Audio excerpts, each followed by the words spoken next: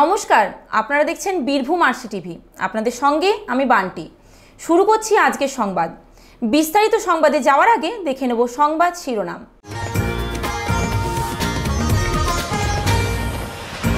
এবার সোশ্যাল মিডিয়ায় ভোট প্রচার দুধ কুমারের।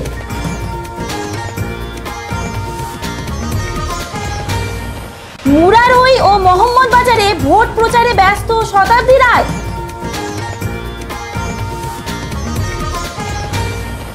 বোলপুরে ভোট প্রচার সারলেন রামপ্রসাদ দাস।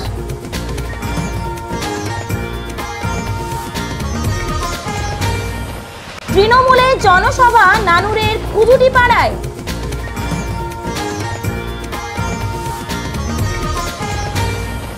এমজিআর প্রিমিয়ার লিগের ফাইনাল গুমসীমায়।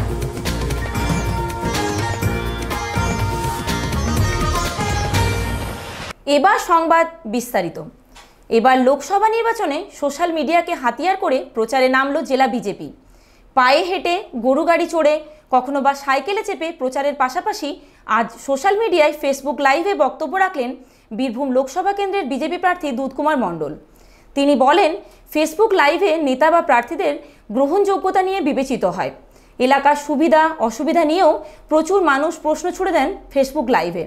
বর্তমানে বাংলার তৃণমূল সরকারকে তিনি কটাক্ষ করেন এবং বলেন 2018 সালের পঞ্চায়েত নির্বাচনের মতো এবার লোকসভা নির্বাচনে হিংসা ছড়ানো হলে বা তার পুনরাবৃত্তি হলে তারা বৃহত্তর আন্দোলনে যাবেন। দেখা করতেও অনেক সময় তাদের সঙ্গে পারি না, কারণ তারা হয় গ্রামে থাকে, বিভিন্ন কাজে ছুটে যায়।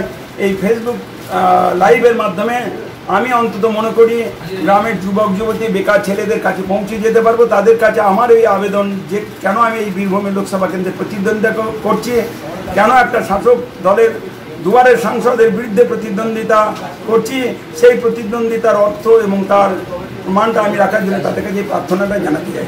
ফেসবুক লাইভে দেখলাম অনেকজন আপনাকে অনেক প্রশ্ন করলো যে বিভিন্ন সমস্যা নিয়ে কতটা তাদের আশা পাশে থাকার ইয়ে করলেন। আমি জিতলেই সেই কাজটা করতে পারবো। সমস্যা তো এই রাজ্যের অনেক আছে, যে সমস্যার কথাগুলো আমি তাদের সামনে তুলে ধরেছি। এছাড়াও অনেক সমস্যা যা আমি বলতে পারিনি, সেই সমস্যাগুলো নিয়ে আগামী দিনে যাতে কেন্দ্রের কাছে পৌঁছে দিয়ে সেই মানুষের পাশে দাঁড়াতে পারি তার চেষ্টা প্রতি, যদি সাংসদ হিসেবে নির্বাচিত কোনো দিন হই তাহলে সেই কাজটা আমি করার আন্তরিকভাবে চেষ্টা করি। রাস্তায় রাস্তায় পৌঁছাচ্ছে এখন ফেসবুক লাইভে, কতটা উৎসাহী পাবে মানুষের?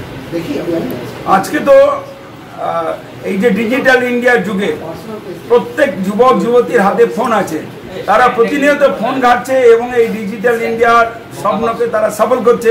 ঘরে বসে বিভিন্ন তারা পোস্ট করছে, তারা বিভিন্নভাবে বিভিন্ন রাজনৈতিক দলের কর্মকাণ্ডটাকে চোখে দেখে তাদের মনের মধ্যে একটা নির্ণয় নিতে পারছে কোন কাজটা, কোন দলকে ভোট দেওয়া উচিত, কোন দলের প্রার্থী ভালো, কোন দলের প্রার্থী কী যোগ্যতা।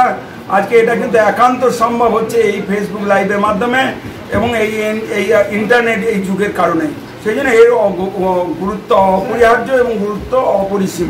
ফেসবুক লাইভে মানুষের প্রশ্ন কি থাকছে সব দেখলেন না? আজকে আমি এইটুকু আমার বক্তব্য রাখার মাধ্যমে একাধিক ভাই বোনেরা এবং এই জেলার মানুষ যারা যুবক যুবতী তারা শুধু আমাকে অনেক অনেক শুভেচ্ছা জানিয়েছেন।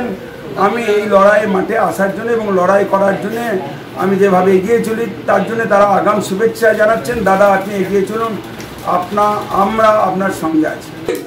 যিনি অনেক কথাবার্তা বলেন, অনেক বেশি চলেন, আমি একটা পঞ্চায়েত নির্বাচনকে কিভাবে ভণ্ডুল করে দিলেন, পঞ্চায়েত নির্বাচনে মানুষের আকাঙ্ক্ষা ইচ্ছাকে যেভাবে নষ্ট করেছেন, তার বিরুদ্ধে আজকে আপনাদের কাছে আবেদন রাখতে উন্নয়ন বাহিনী দাঁড়িয়ে থাকবে। সেখানে আমরা দেখেছি তারা করেছেন সন্ত্রাস।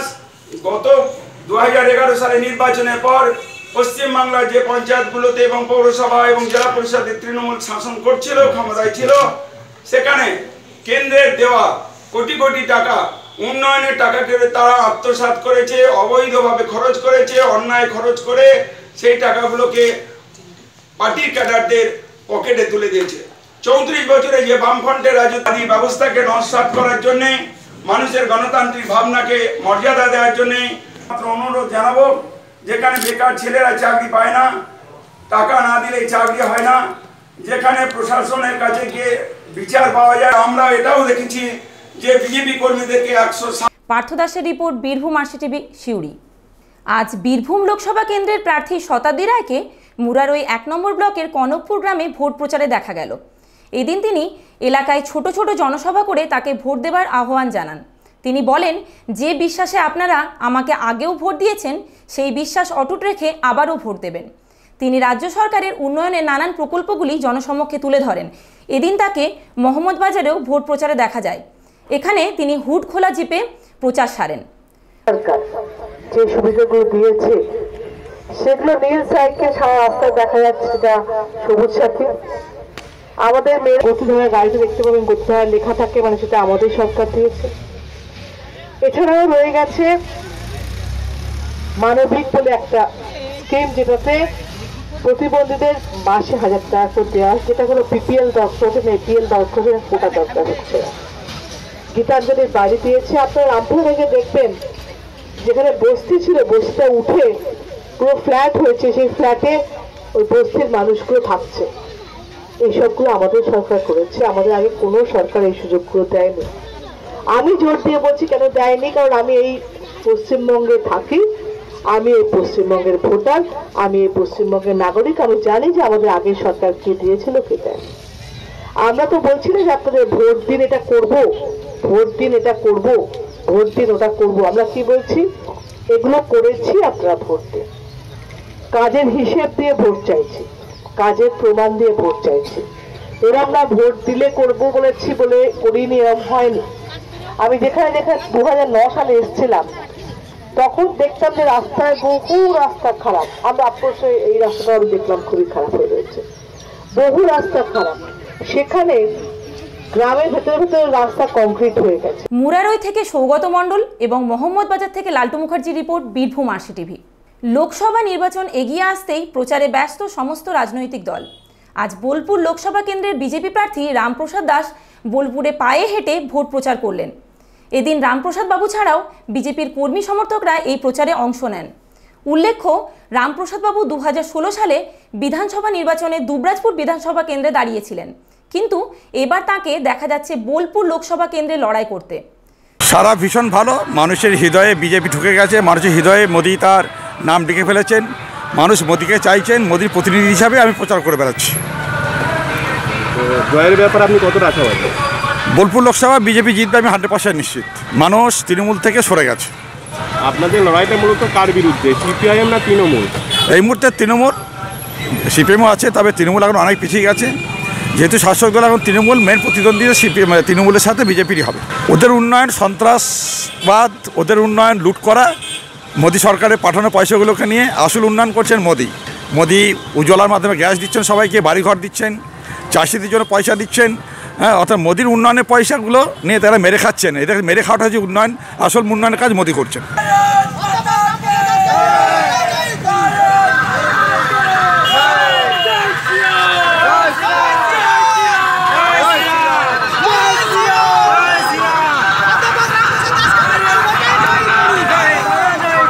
সলমন মণ্ডলের report, Birbhum RC TV, Bolpur. Lok Sabha নির্বাচনকে কেন্দ্র করে আজ বোলপুর লোকসভা কেন্দ্রে তৃণমূল কংগ্রেস প্রার্থী অসিত মালের হয়ে নানুরের খুজুটিপাড়ায় একটি নির্বাচনী জনসভা করলেন তৃণমূল জেলা সভাপতি অনুব্রত মণ্ডল। এদিন তিনি মানুষকে তৃণমূল কংগ্রেসের প্রতীকে ভোট দেওয়ার আহ্বান জানান এবং তাদের প্রার্থী অসিত মালকে বিপুল ভোটে জয়ের আবেদন জানান। এদিন উপস্থিত ছিলেন মৎস্যমন্ত্রী চন্দ্রনাথ সিনহা, জেলা পরিষদের সভাধিপতি বিকাশ রায়চৌধুরী, পূর্ত কর্মাধ্যক্ষ আব্দুল করিম খান প্রমুখ। তোমার যা মুখের ভাষা, তুমি যা ভাষণ দাও, তুমি হিল্লালের চেয়েও বড় মাস্টার, তুমি ভারতবর্ষের বড় মাস্টার। আমরা কম যাই না, আমরা পশ্চিম বাংলা, আমরা মানুষের সঙ্গে থাকি, আমরা মানুষকে নিয়ে থাকি। তুমি অনেক চেষ্টা করলে হিন্দু মুসলমানের লাইন লাগাবার, পশ্চিম বাংলায় পারো না। কেন, করিমের রক্ত যেমন আমার রক্তটাও এক, রক্তের কোনো পার্থক্য না।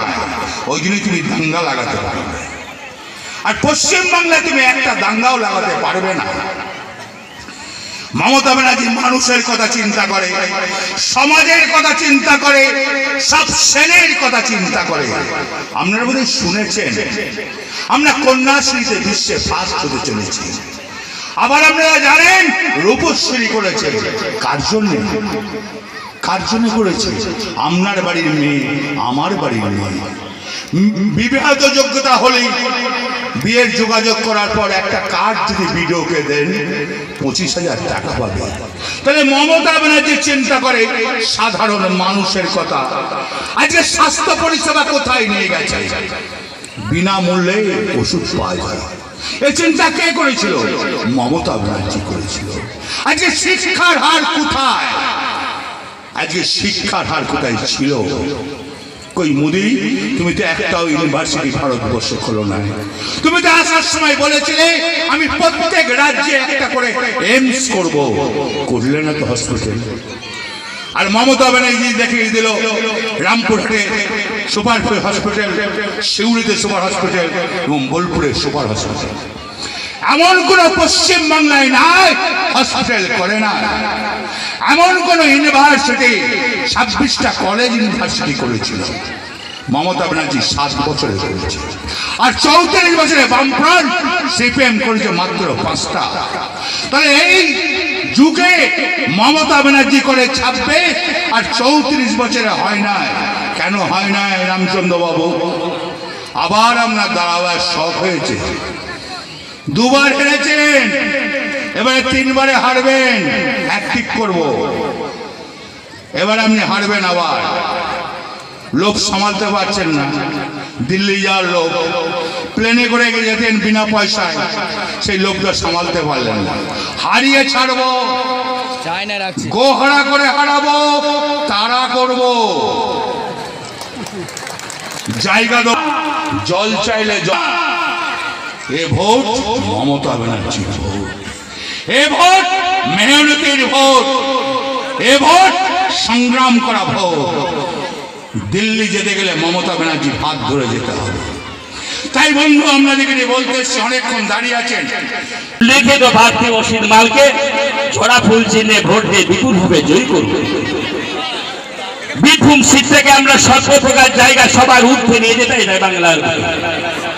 আর বাংলা বীরভূম একটা, আমরা সেই কাজগুলো কিন্তু 5 বছরের মধ্যে। সলমান মণ্ডলের রিপোর্ট, বীরভূম RCTV নানুর। নিয়ে নিচ্ছি ছোট্ট একটা বিরতি, সঙ্গে থাকুন।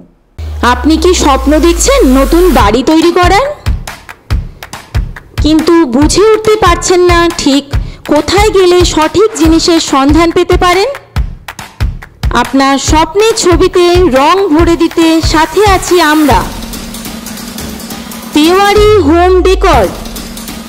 তেওয়ারি হোম ডেকর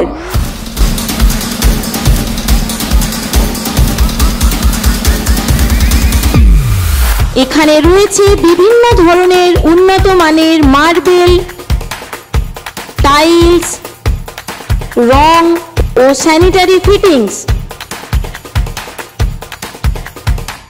যা আপনার স্বপ্নকে বাস্তবায়িত করতে সম্পূর্ণরূপে সাহায্য করবে।